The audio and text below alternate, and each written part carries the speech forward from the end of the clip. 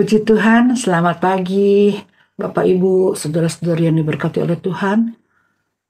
Kembali kita berjumpa dalam program Renungan Pagi GPDI TVRIAS Bogor.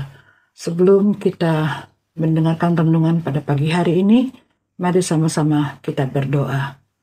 Bapa kami dalam kerajaan surga, Bapa yang kami panggil dalam nama Tuhan Yesus Kristus, kembali kami mengucap syukur untuk kebaikan Tuhan, untuk kemurahan Tuhan, untuk pemeliharaan Tuhan yang boleh kami rasakan sampai dengan hari ini. Tuhan sudah menolong kami, Tuhan sudah memelihara hidup kami. Tuhan Yesus, sebelum kami melakukan segala sesuatu yang kami perlu lakukan sepanjang hari ini, kami mohon pimpinan-Mu, kami mau merenungkan firman-Mu Tuhan, supaya firman Tuhan boleh menjadi bekal dalam kehidupan kami. Terpujilah akan nama-Mu Bapa di surga, kami siap mendengarkan firman Tuhan, dalam nama Tuhan Yesus Kristus. Haleluya. Amin. Tema renungan kita pada pagi hari ini adalah rancangan ajaib. Mari kita buka Alkitab kita di dalam Kejadian pasal 45 ayat yang ke-7. Kejadian 45 ayat yang ke-7. Maka Allah telah menyuruh aku mendahului kamu untuk menjamin kelanjutan keturunanmu di bumi ini dan untuk memelihara hidupmu, sehingga sebagian besar daripadamu tertolong. Ini adalah perkataan Yusuf. Dan kita semua tahu kisah Yusuf. Dari antara saudara-saudaranya, Yusuf disebutkan mendapat kasih yang lebih dari ayahnya. Karena Yusuf lahir ketika Yakub sudah berusia 91 tahun. Keistimewaan Yusuf lainnya, dia juga mendapatkan jubah yang maha indah. Tertulis di Alkitab dikatakan Yusuf mendapatkan jubah yang maha indah. Dia juga mendapatkan mimpi-mimpi yang membuat saudara-saudaranya semakin iri kepadanya. Sehingga ketika ada kesempatan yang menurut saudaranya baik tentunya ya, Yusuf dijual kepada para pedagang budak yang membawa dia ke Mesir. Ketika itu Yusuf masih muda, dia baru berusia 17 tahun. Dari hidup sebagai anak yang sangat dikasihi oleh ayahnya, hidup yang nyaman, hidup yang enak, tiba-tiba berbalik 180 derajat. Yusuf menjadi budak di negeri yang asing baginya. Dia harus bekerja keras untuk menyenangkan tuannya. Tetapi Tuhan tetap menyertai Yusuf, sehingga apapun yang Yusuf kerjakan, Tuhan buat berhasil. Dalam keberhasilan yang dia peroleh, datang lagi hal yang tidak diinginkan. Yusuf difitnah, sehingga akhirnya dia dijebloskan ke dalam penjara. Kejadian 39 ayat 1, tetapi Tuhan menyertai Yusuf dan melimpahkan kasih setianya kepadanya dan membuat Yusuf kesayangan bagi kepala penjara. Tuhan tetap menyertai Yusuf dalam keadaan apapun, walaupun dia di penjara, Tuhan tetap menyertai Yusuf sehingga kepala penjara menjadi sayang kepada Yusuf. Dalam ayat selanjutnya tertulis, segala yang Yusuf kerjakan dibuat Tuhan berhasil. Tahun demi tahun dilewati oleh Yusuf dalam penjara, sampai dia mengartikan mimpi dari 2 pegawai Firaun. Dan Yusuf mungkin berharap bahwa dengan dia mengartikan mimpi dari 2 pegawai Firaun ini, kondisinya akan berubah. Tetapi kondisinya tetap sama. Dia tetap ada dalam penjara. Bagaimana dengan mimpi yang dia pernah dapatkan ketika Yusuf masih di rumah ayahnya? Bukankah matahari, bulan, dan 11 bintang sujud menyembah kepada Yusuf? Tapi lihat keadaannya saat itu. dia ada di dalam penjara. Dalam penderitaannya, iman Yusuf kepada Allah tetap teguh sampai tiba waktunya Allah mengangkat Yusuf lewat dia mengartikan mimpi dari Firaun bahwa akan ada 7 tahun masa kelimpahan dan 7 tahun masa kelaparan.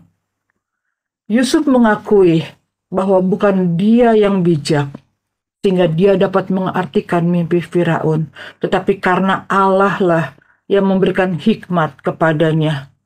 Akhirnya Yusuf diangkat menjadi orang nomor 2 di Mesir. Dan dia bertemu dengan saudara-saudaranya yang dulu menjual dia sebagai budak. Karena apa? Karena saudara-saudaranya juga perlu gandum.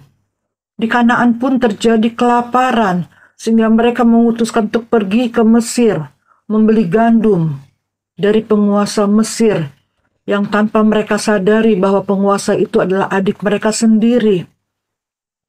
Tentunya ketika Yusuf berjumpa dengan saudara-saudaranya, saya yakin perasaannya campur aduk. Dia ingat betapa saudara-saudaranya tega menjualnya pada para pedagang Midian, yang mengakibatkan dia terdampar di Mesir.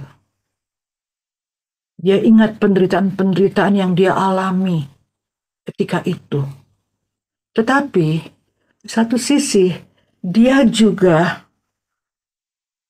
menyadari bahwa jalan hidupnya diatur oleh Tuhan.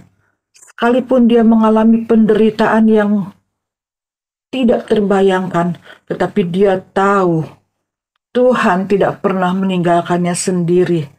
Dalam kondisi yang sangat tidak enak pun, Tuhan ada dan menyertai Yusuf. Iman Yusuf yang teguh kepada Allah membuatnya bisa sampai kepada kedudukannya sebagai orang nomor 2 di Mesir. Tuhan telah mengirim Yusuf lebih dulu ke Mesir dengan cara yang mengherankan. Ada tujuan mengapa Tuhan mengirim Yusuf lebih dulu ke Mesir. Tujuannya adalah untuk menjamin keberlangsungan hidup bangsa Israel. Bagaimana dengan kita? Apakah kita merasa sepertinya jalan hidup kita tidak sesuai dengan apa yang sudah Allah janjikan kepada kita? Ingatlah akan Yusuf dengan segala hal yang dia alami. Imannya tetap teguh, tidak goyah dan percaya penuh akan janji Allah. Dengan iman yang teguh, Yusuf memerdekakan seluruh keturunan Yakub dari kematian akibat bencana kelaparan. Allah kita punya rancangan yang ajaib bagi kita. Jalan-jalannya tak terselami, tidak terpahami oleh setiap kita, tidak dapat kita mengerti dengan akal pikiran kita yang terbatas. Tetapi yakinlah, ketika kita berjalan di dalam koridornya Allah, tetap memegang teguh iman kita kepadanya, rancangannya yang ajaib itu pasti akan terjadi dalam kehidupan kita. Waktu kita bukanlah waktu Tuhan, tetapi yakinlah rancangan Allah yang ajaib akan terjadi dalam kehidupan kita. Puji Tuhan, Tuhan Yesus baik bagi kita semua. Mari kita berdoa. Terima kasih Tuhan Yesus untuk firman-Mu yang boleh kembali mengingatkan kami bahwa Engkau tidak pernah meninggalkan kami. Apapun yang kami alami saat ini Tuhan, sepertinya jauh daripada rancangan Allah. Sepertinya jauh daripada yang kami harapkan, tetapi kami tahu rancangan Allah tidak pernah gagal. Ketika kami tetap berpegang teguh dalam iman kami kepada Tuhan, saatnya akan tiba. Rancangan-Mu terjadi dalam kehidupan kami. Rancangan-Mu yang ajaib terjadi dalam kehidupan kami ya Tuhan. Itu yang menjadi iman kami kepadamu Tuhan Yesus. Terima kasih ya Allahku. Kau Allah yang baik, Allah yang sangat baik, teramat baik dalam kehidupan kami. Biarlah kami tetap menyerahkan kehidupan kami seluruhnya ke dalam tangan-Mu. kami tetap berharap dan bersandar kepada Tuhan, sebab tidak ada rancangan Allah yang gagal. Engkau sanggup melakukan segala sesuatu. Terima kasih Tuhan. Dan sepanjang hari ini, kami yakin pertolongan Tuhan, berkat kasih setia Tuhan, menjadi bagian kehidupan kami. Terima kasih Tuhan Yesus. Terima kasih ya Allahku. Kami berdoa dan mengucap syukur dalam nama Tuhan Yesus Kristus. Haleluya. Amin. Puji Tuhan, selamat menikmati hari yang diberkati oleh Tuhan. Haleluya.